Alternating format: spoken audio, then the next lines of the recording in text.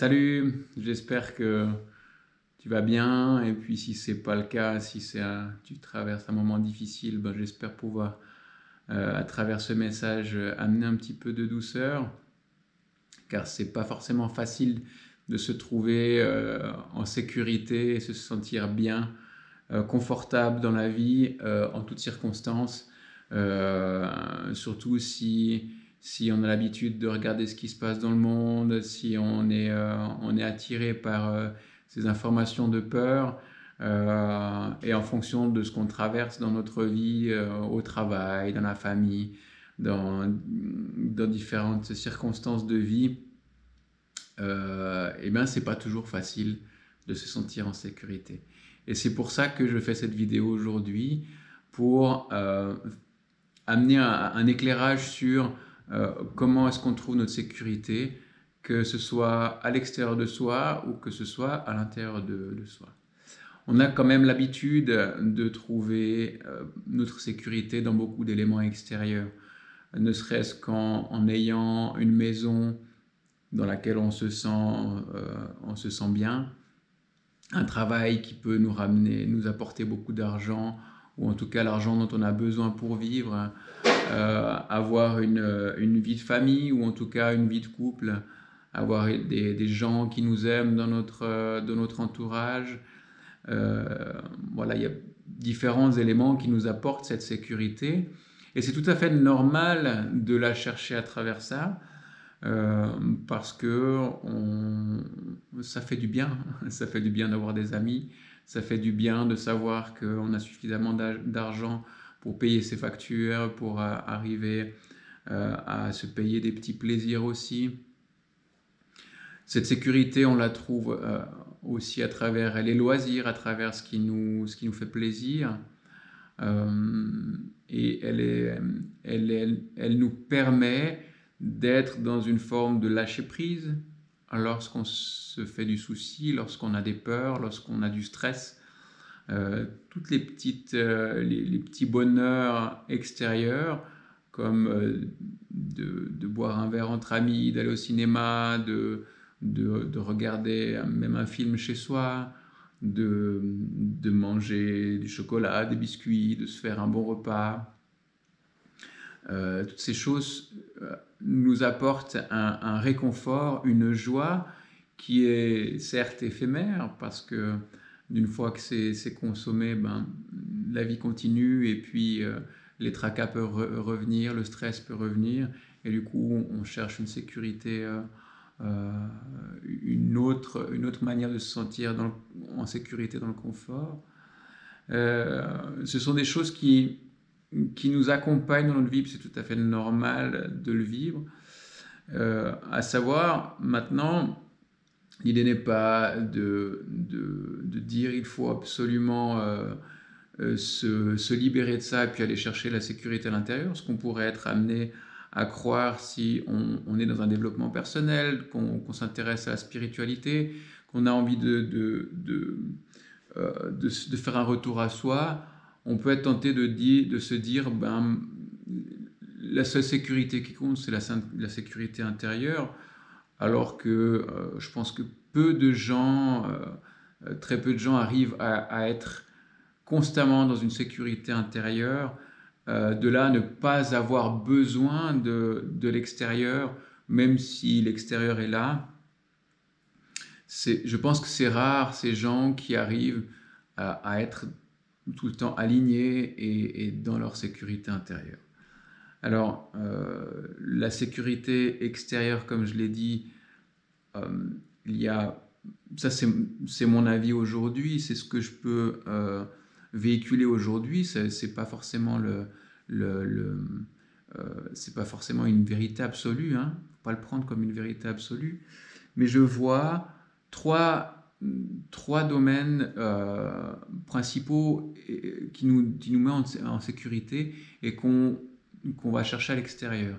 Donc je parlais d'habitation, c'est avoir un lieu dans lequel on se sent bien. Mais ce lieu est principalement chez soi, parce que quand on rentre chez soi, les dangers extérieurs sont pour la plupart quand même éliminés. Mais ça peut être un lieu aussi comme un endroit à l'extérieur dans la nature, ça peut être même son lieu de travail, ou chez quelqu'un qu'on aime bien. Il y a cette recherche d'un lieu dans lequel on se sent bien. Euh, pour le catholique, par exemple, ça peut être aussi dans une église, dans un lieu saint. Il y a cette recherche d'un lieu. Il y a aussi ce besoin de sécurité affective dans le lien avec les autres. On trouve la sécurité et l'amour dans notre lien de couple, par exemple. Et c'est là qu'on va chercher chez l'autre à ce qu'il puisse venir combler un certain manque ou un certain besoin à travers l'amour qu'il peut nous apporter. Avec nos enfants aussi. On aime bien savoir que nos enfants nous aiment, pouvoir leur donner de l'amour aussi. C'est une certaine sécurité, la famille. Et il y a une troisième forme de sécurité que je vois, qui est la sécurité matérielle. Et par sécurité matérielle, il y a bien sûr la notion d'argent, la notion de pouvoir avoir suffisamment d'argent pour vivre bien, se nourrir, survivre et s'amuser, si on a suffisamment d'argent pour les loisirs et pour des choses des extras qui nous font plaisir. Donc il y a trois domaines et dans ces trois domaines, on peut retrouver cette sécurité à l'extérieur de soi et on va régulièrement chercher cette sécurité à l'extérieur de soi. Et c'est pas un mal à savoir que notre sécurité intérieure, elle est calquée sur cette sécurité extérieure. C'est un effet miroir, c'est-à-dire que quand on cherche un lieu où on se sent bien, cet espace, on peut le trouver à l'intérieur de soi. On peut le trouver à travers la méditation, à travers différentes pratiques qui font qu'on arrive à se recentrer sur soi et avoir cet espace en soi où, quoi qu'il arrive à l'extérieur, on se sente bien à l'intérieur. Il y a cette notion d'espace, de maison, de retour à la maison, de retour à soi, pour trouver la sécurité à l'intérieur. Le lien avec la relation aux autres, c'est que quand on est dans une relation d'amour avec les autres, l'amour que la personne nous donne nous aide à nous aimer nous-mêmes. Ce qui fait que quand on recherche cet amour à l'extérieur, finalement, on cherche un moyen de pouvoir être convaincu qu'on est aimable, qu'on est bien, qu'on mérite l'amour. Et inversement, quand l'extérieur ne nous donne pas cet amour, on peut être mis à mal dans la confiance qu'on a en soi et se poser des questions sur est-ce que je mérite l'amour ou pas. Donc la sécurité intérieure, elle est à ce moment-là de réussir à se donner de l'amour à soi, en toutes circonstances, de réussir à rejoindre chaque part de soi qui recherche l'amour. Et dans le troisième volet que je vois de sécurité, que ce soit extérieure ou intérieure, c'est la sécurité matérielle. Elle correspond à la sécurité qu'on a en soi, qui a trait à l'abondance. C'est-à-dire que tout le matériel qu'on va chercher à l'extérieur, qui va nous sécuriser, qui va nous faire nous sentir bien, qui va augmenter notre confort, et qui va nous faire oublier notre tourmente, oublier les choses qui nous stressent, eh bien, correspond à l'abondance, le sentiment d'abondance qu'on peut avoir à l'intérieur de soi. C'est-à-dire qu'en toutes circonstances, quand on est dans cet alignement, dans cette sécurité intérieure, peu importe ce qui se passe à l'extérieur, que si on a un accident de voiture, par exemple, et que notre voiture, elle est cabossée, qu'il y a des dégâts, quand on a notre sécurité intérieure, finalement, c'est pas très grave. On arrive à peut-être s'inquiéter du bien-être de l'autre avec qui on a eu un accident, de son propre bien-être à soi. Et finalement, le matériel importe peu parce qu'on est dans une confiance que de toute façon, tout est OK, puis on va réussir à faire face à la situation, en fait. Ce qui m'amène à dire que en fait, cette sécurité intérieure, c'est quelque chose qui se trouve mais qui ne se cherche pas en fait.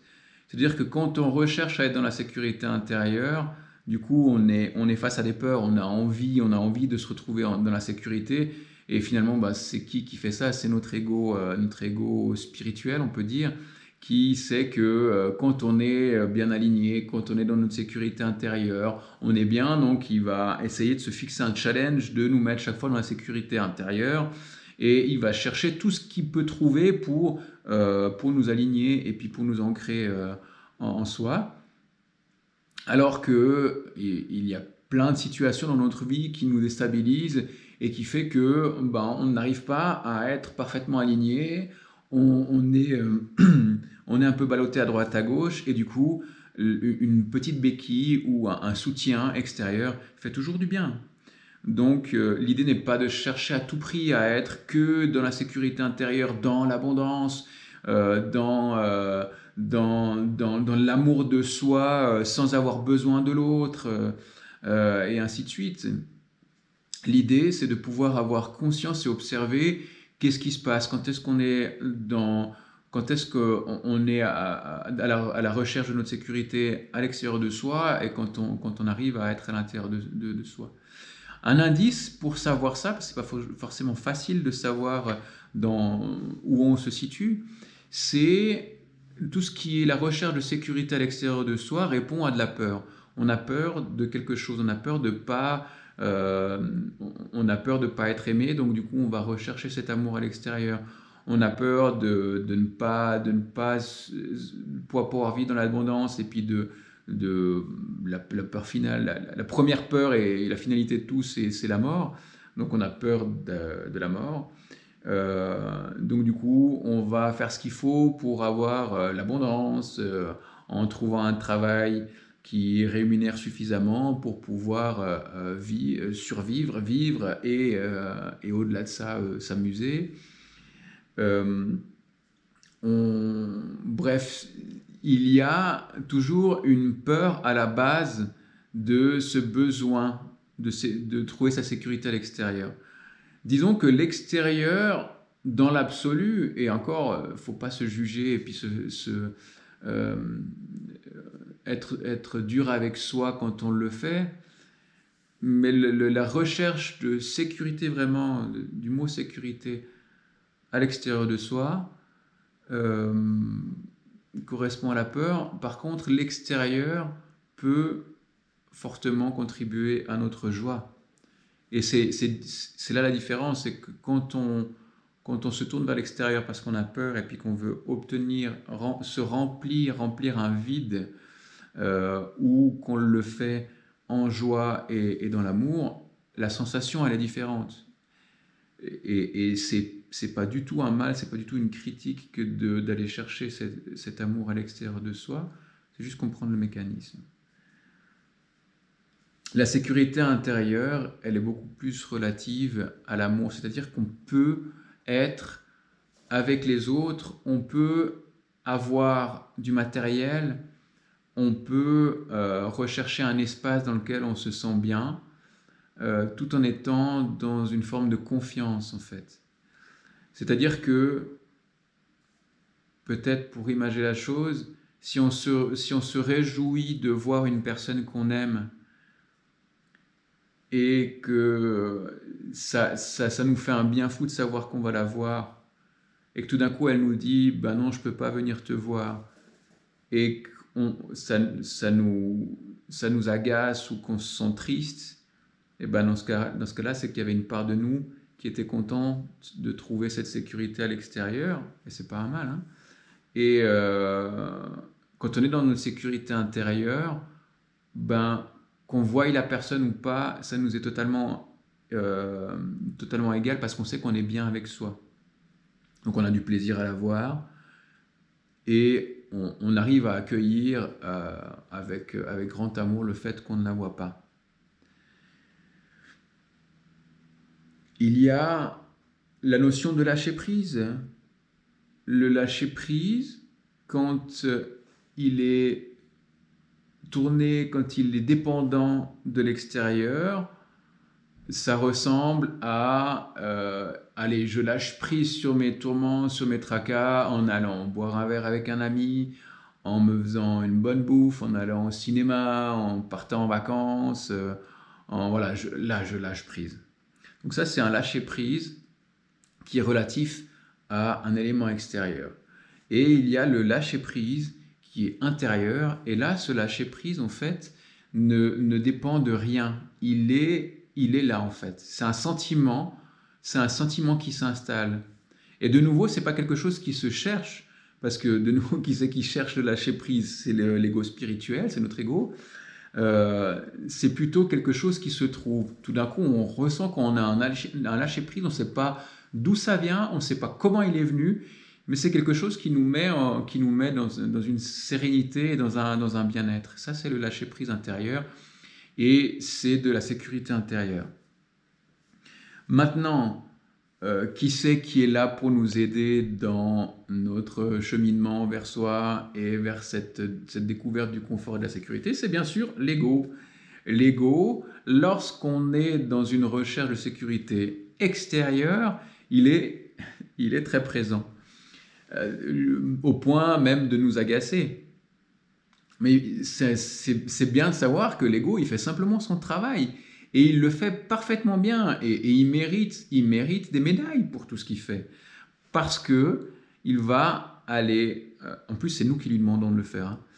Nous demandons à l'ego, inconsciemment, de tout faire pour que l'expérience soit la moins douloureuse possible, la moins inconfortable, la moins déstabilisante qui soit. Donc du coup, lui, il va aller chercher dans son système de croyance, dans notre système de croyance, dans notre perception de la situation, pour voir comment est-ce qu'il peut au mieux nous mettre en sécurité. Donc du coup, c'est lui qui va faire que on peut avoir des conflits au travail, par exemple. Parce qu'il y a de la peur. Si on est face à un collègue, à une collègue qui peut représenter un danger potentiel, notre ego, il va faire ce qu'il faut pour qu'on garde notre place de travail, pour qu'on garde notre sécurité, notre confort, et il va user de pratiques qui peuvent nous déranger, qu'on peut critiquer, mais en même temps, il fait simplement de jouer son rôle et on peut l'en remercier, parce que sinon, on serait trop mal, ce serait trop difficile de faire face à la situation sans ça, sauf justement si on a réussi à trouver cette sécurité à l'intérieur de soi, à être dans une forme de confiance et d'amour pour soi. Du coup, cet amour, on peut l'avoir pour les autres aussi. C'est en fait, de nouveau, il n'y a pas de challenge à avoir parce que on est sans arrêt, à travers toutes nos expériences, en découverte de comment est-ce qu'on fonctionne,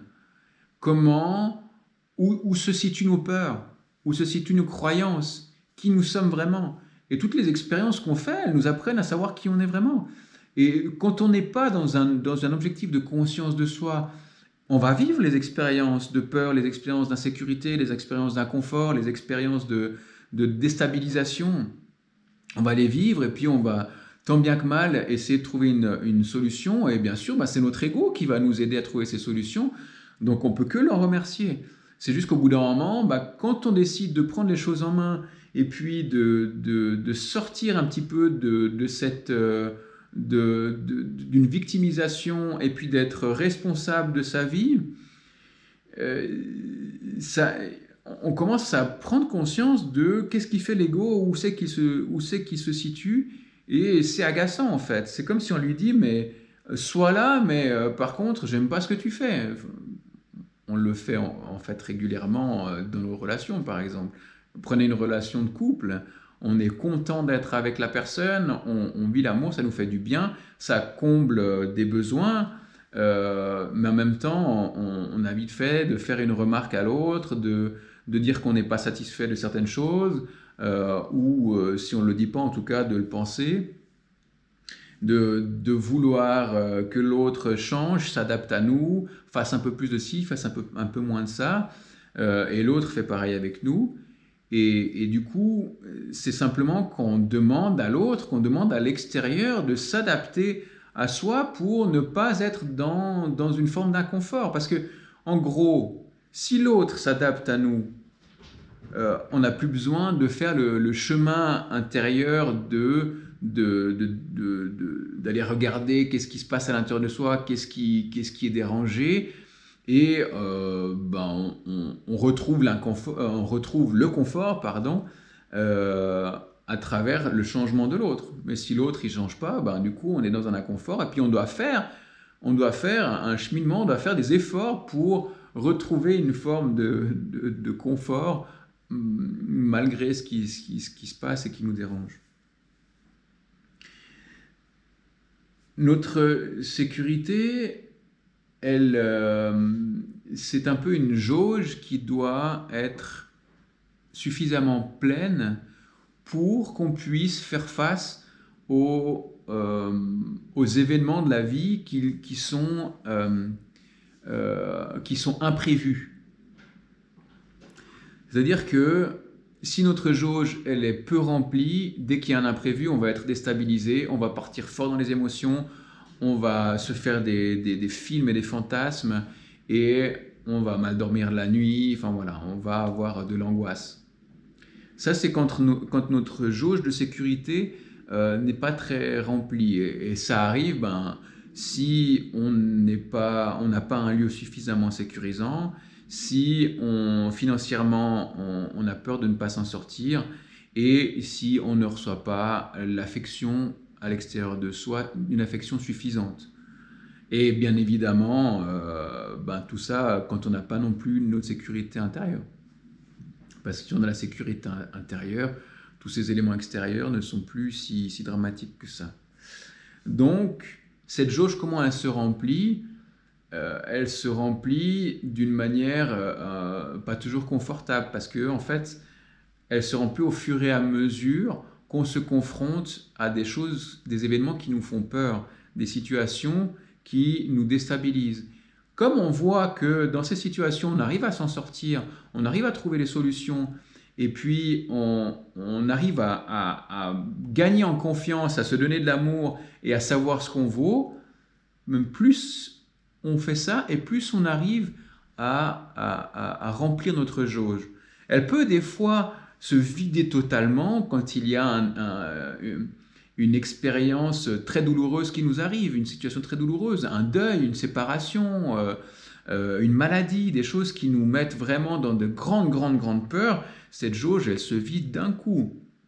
Et du coup, c'est très très difficile de se sentir, de renouer avec soi et avec ce confort et cette sécurité. Mais en dehors de ces expériences qui sont vraiment traumatisantes, on va dire, et dramatiques, il y a plein de petites situations dans notre vie, que ce soit dans nos relations avec les autres, que ce soit tout d'un coup quelque chose qui pète dans notre voiture, puis on se dit mais mince, ça va me faire une grosse facture. Enfin, tous des petits événements ou moyens événements qui nous arrivent et qui font que si on a une jauge suffisamment remplie, elle va se vider à un bout, mais on aura suffisamment d'énergie encore pour faire face à la situation, puis pour rester en confiance. Le but de la sécurité, c'est avant tout notre survie. L'être humain, à la base, l'être humain primaire, a trois besoins. C'est la survie de l'espèce, donc il a besoin de procréer, et pour ça, le mâle a besoin de trouver une femelle, et la femelle doit trouver un mâle pour pouvoir procréer, puis avoir une descendance, avoir des petits. Il y a l'autre besoin, c'est de pouvoir survivre, s'alimenter. Donc il va chercher de la nourriture, il va chercher à procréer, à manger de la nourriture, et puis à se protéger des dangers extérieurs, parce que l'être humain, à la base, est loin d'être tout en haut de la chaîne alimentaire. Et du coup, ces trois besoins de base se déclinent en 1000 versions aujourd'hui. Parce que pour procréer, qu'est-ce qu'il faut ? ben, il faut trouver quelqu'un, il faut être en couple, il faut, avec tout ce toutes les représentations qu'on se fait du couple et de la famille. Donc ça veut dire que il faut aller au resto ensemble, il faut se découvrir, il faut être sûr que l'autre correspond à notre famille, à nos croyances, à notre idéal de vie, et ainsi de suite. Donc maintenant, comment est-ce que on fait pour séduire? On n'est pas comme un animal qui a juste à ouvrir les plumes et puis à les secouer pour séduire. Ça passe par une quantité de manières différentes de séduire. En plus de ça, ben, on peut avoir une manière de séduire qui est critiquée, ou alors du coup, mince, il faut que je trouve une autre manière de séduire. Enfin voilà, c'est tellement vaste, et en plus ça se mêle au besoin de se nourrir qui s'expanse, qui a 1000 versions différentes aujourd'hui. Ça passe par avoir un bon travail pour avoir suffisamment d'argent pour pouvoir manger sainement. Et puis en plus, ben, cette bonne situation sociale, ben, elle va avoir un lien avec le fait de trouver la bonne personne pour pouvoir se mettre en couple. Enfin, voilà, c'est très très vaste. Et on peut avoir de la peine à s'y retrouver. Ce qui fait que on a quantité de situations dans lesquelles on peut se sentir désécurisé. D'autant plus que la société, comme elle est fabriquée aujourd'hui, comme on l'a fabriquée, et comme on peut choisir de la regarder à travers les médias, à travers la peur, elle ne nous aide pas du tout à nous sentir en sécurité. Il y a même c'est presque comme si c'était l'effet inverse. Notre manière de vivre dans notre société nous pousse à nous sentir constamment en insécurité. Et finalement, c'est pas un mal. Parce que le bon côté de la chose, c'est que si on choisit de faire ce pas vers soi, le fait d'avoir toute cette insécurité extérieure peut nous pousser à aller la chercher à l'intérieur de soi. Et c'est un mouvement qui est tellement magnifique. Donc, autant utiliser ce qui est à l'extérieur de soi pour faire ce chemin vers soi. Alors, la sécurité extérieure peut nous mettre dans une forme de rigidité. C'est-à-dire que si on regarde le couple tel qu'il est fait aujourd'hui, ou qu'il a été fait jusqu'à maintenant, parce que ça change quand même pas mal, la vision du couple qu'on commence à avoir, mais il y a quand même cette notion de prince charmant, du roi et de la reine dans leur château qui vivent heureux et ont beaucoup d'enfants. Il y a cette notion de je me marie, et quand je me marie, c'est pour la vie. Donc, en fait, quand je décide de me marier, yes, c'est bon, je suis en sécurité, côté couple, ça c'est bon. C'est réglé pour toujours. Donc, pouf, je peux me figer là-dedans et puis je trouve ma sécurité. Sauf que au fur et à mesure qu'on vit notre vie de couple, on remarque qu'il y a plein de choses plein d'événements, plein de désaccords, dans l'évolution aussi de chacun, de choses qui font que, ben non, le couple, c'est pas cette sécurité qu'on croyait avoir. Tout ce que je dis là, j'espère que c'est utile. Mon but, c'est que ce soit utile à ce que tu puisses observer ce qui se passe en toi.